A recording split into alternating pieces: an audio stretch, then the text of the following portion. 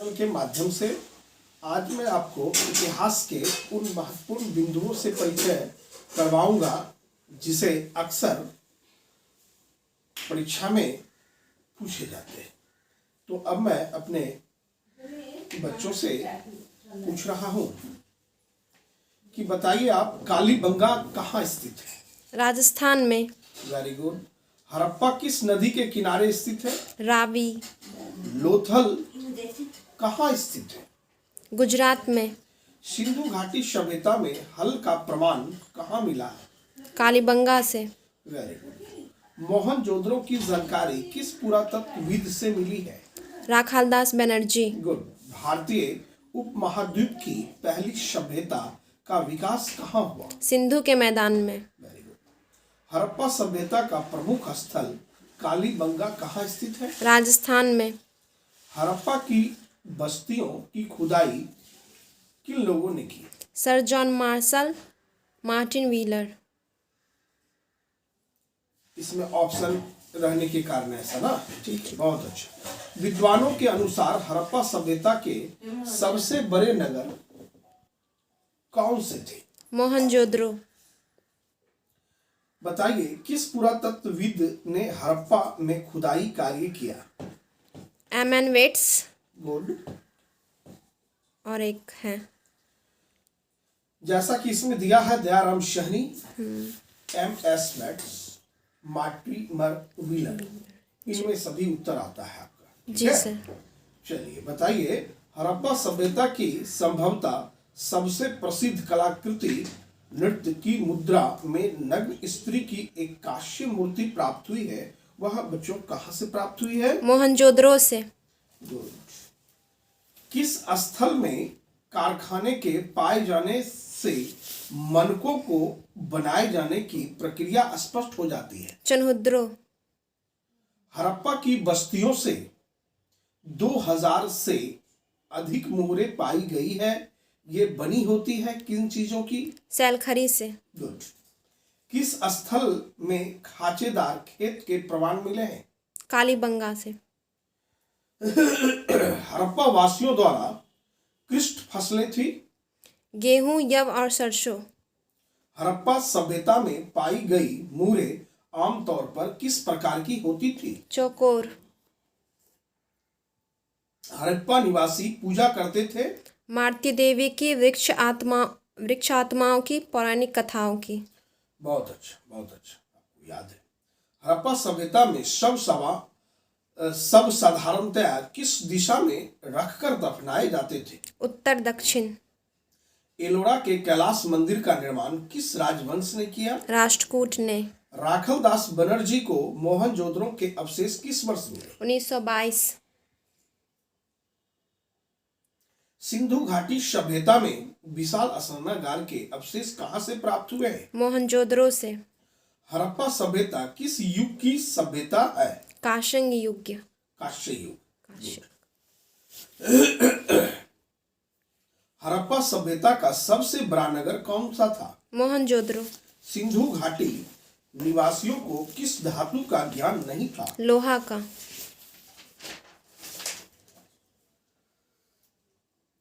किस भारतीय शासकों को नेपोलियन की संज्ञा दी गई है? समुद्रगुप्त को। 16 महाजनपदों में सबसे शक्तिशाली महाजनपद कौन था? मगध। किस शिलालेख में अशोक के कलिंग विजय का उल्लेख है? 13वां। कनिष्क की राज्यारोहण की तिथि क्या है? 78 ईसा। धम महापात्रों को किसने नियुक्त किया? अशोक ने। अशोक किस वंश का शासक था? मौर्य वंश का। भारतीय इतिहास का कौन सा काल स्वर्ण काल के नाम से जाना जाता है? गुप्त काल। प्रयाग प्रशस्ति की रचना किसने की? हरिसेन ने। मौर्यकालीन टकसाल का प्रधान कौन था? लक्षणाध्यक्ष। राजतरंगिणी के लेखक कौन थे? कल्हन। अर्थशास्त्र और इंडिका से किस राजवंश के विषय में जानकारी मिलती है? मौर्य वंश का।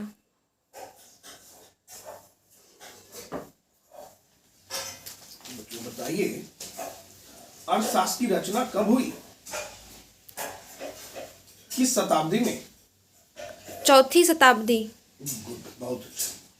पतंजलि के महाभाष्य से हमें जानकारी किसकी मिलती है? किस काल की? गुप्त काल की। हाँ। अर्थशास्त्र के लेखक कौन थे? कौटिल्य।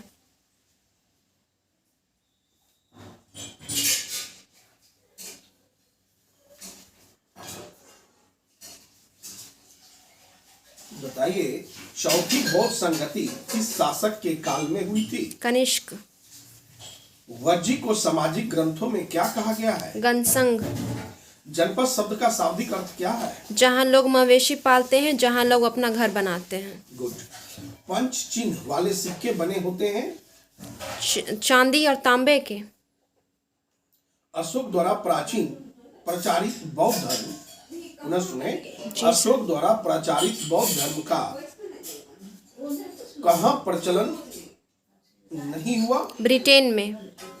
ऐसा क्वेश्चन है, अशोक द्वारा प्रचारित बौद्ध धर्म कहाँ प्रचलित नहीं हुआ? तो ब्रिटेन। गुड। पाटलिपुत्र नगर की स्थापना की गई थी? उदयभद्र द्वारा। प्रसिद्ध ग्रंथ इंडिका की रचना किसने की थी? मेगास्थनीज ने।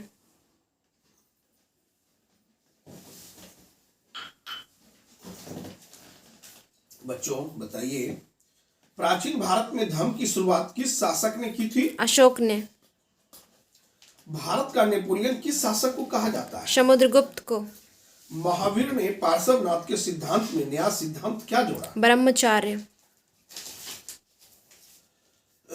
बहुत अच्छा। महाभारत युद्ध कितने दिनों तक चला? 18 दिनों तक। महाभारत की रचना किस भाषा में हुई? संस्कृत। पुराणों की संख्या कितनी है? 18। महाभारत किसने लिखे? महर्षि वेदव्यास। जाति का लक्षण नहीं है। शाम्या। भवन शब्द का प्रयोग अपने मूल शब्द में भारतीय यूनानियों के लिए किया जाता था, किंतु प्रथम सदी ईस्वी के आसपास इस शब्द का प्रयोग बिना किसी भेदभाव के किया जाने लगा। विदेशियों के लिए। किस काल में वर्ण व्यवस्था वंशानुगत जाति में परिवर्तित हो गई? उत्तर वैदिक काल में। गोत्र किसका सूचक था? जाति का। प्रत्येक उपजाति के सामान्य पूर्वज। जी सर। गोत्र किसका सूचक था? तो अभी हमने आपको क्या बताया? प्रत्येक उपजाति के सामान्य पूर्वज का। ओके जी सर। पुनः अब बताएं, दक्कन में रहने वाले किस कबीलाई जातियों का वर्णन प्रारंभिक संस्कृत साहित्य विशेषकर महाकाव्य एवं पुराणों में हुआ? आंध्र, पुलिंद और सबर का। आंध्र, पुलिंद। वर्णालंकार की संकल्पना सबसे पहली बार किसमें हुई? स्मृतियों में। किसमें हुई? स्मृतियों में हुई। महाभारत का समालोचनात्मक संस्करण कितने वर्षों में तैयार हुआ? Option sir 35। बताइए। 35 वर्षों में। नहीं, 37 वर्षों में। 37 वर्षों। कितने वर्षों में बच्चों तैयार हुआ? 37 वर्षों में। 37 वर्षों में। गोत्र के अंतर विवाह करना कौन सा विवाह कहलाता है? अंतरजातीय विवाह। अंतर विवाह। गोत्र के अंतर विवाह करना कौन सा विवाह है? अंतर विवाह। क्या ब्राह्मणों का सार्वभौमिक प्रभाव था? नहीं था। सातवाहन राजाओं और रानियों की आकृतियां प्राप्त कहाँ उत्कीर्ण है? राजमहल की पहाड़ियों से। गुफा की दीवारों पर। कहाँ पर है? गुफा की दीवारों पर। गुफा की दीवारों पर। प्रश्न है, सातवाहन राजाओं और रानियों की आकृतियां प्राप्त कहाँ उत्कीर्ण हुई है? तो आंसर होगा गुफाओं की दीवारों पर। फिर है, द्रोण और दूती तीरंदाज किसको बनाना चाहते थे? अर्जुन को। Very good. अर्जुन को द्रोण जो थे गुरुदेव और दूती तीरंदाज बनाना चाहते थे। किसको भाई? तो अर्जुन को। अब बताइए तलवंडी में किस प्रसिद्ध संत का जन्म हुआ? गुरु नानक का। बौद्ध ग्रंथ त्रिपिटक की रचना हुई पाली में। महात्मा बुद्ध के निर्माण प्राप्त करने के बाद। जी। ठीक है, बौद्ध ग्रंथ त्रिपिटक की रचना हुई, ऐसा प्रश्न है। इसके उत्तर में यहाँ रखा गया है कि महात्मा बुद्ध के निर्माण प्राप्त करने के बाद। सुत विभाग खंड का परिवार से 3 भाग हैं। किसके? विनय पिटक। किसके? विनय पिटक के। निम्न में किस वेद में 10 मंडल, 1028 सूक्त तथा 10,580 ऋचाएं हैं? ऋग्वेद में। कौन सा उपनिषद अर्थवेद से संबंधित नहीं है? कैफी तक श्वेता सप्तर उपनिषद। आत्मा का पुनर्जन्म मुख्य विषय है? कैफी तकी उपनिषद का। भगवान बुद्ध के अष्टांगिक मार्ग में कौन सा सिद्धांत नहीं था? सम्यक वाक। अच्छा याद है। प्रारंभिक बौद्ध धार्मिक ग्रंथ किस भाषा में लिखे गए? पाली में। बुद्ध के उपदेशों का संकलन है? सुत पिटक में कि विनय पिटक में? विनय पिटक में।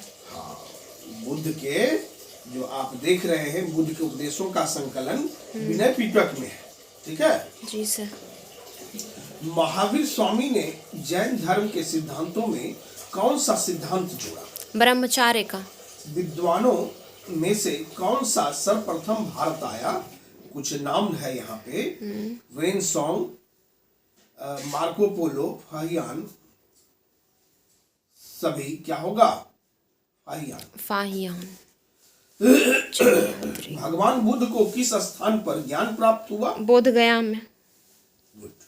बुद्ध का सारनाथ में दिया गया प्रथम वचन क्या कहलाता है? धर्मचक्र प्रवर्तन। धर्मचक्र प्रवर्तन ना जी सर। महात्मा बुद्ध को महापरिनिर्वाण प्राप्त हुआ कहाँ? कुशीनगर में। बौद्ध साहित्य मुख्य रूप से लिखा गया था किसमें? पाली में। पाली में। बौद्ध मत जैन मत का उदय हुआ किस समय? चौथी शताब्दी। छठी शताब्दी। बौद्ध मत जैन मत का उदय कब हुआ? छठी शताब्दी के ईसा पूर्व में। कौन सा ग्रंथ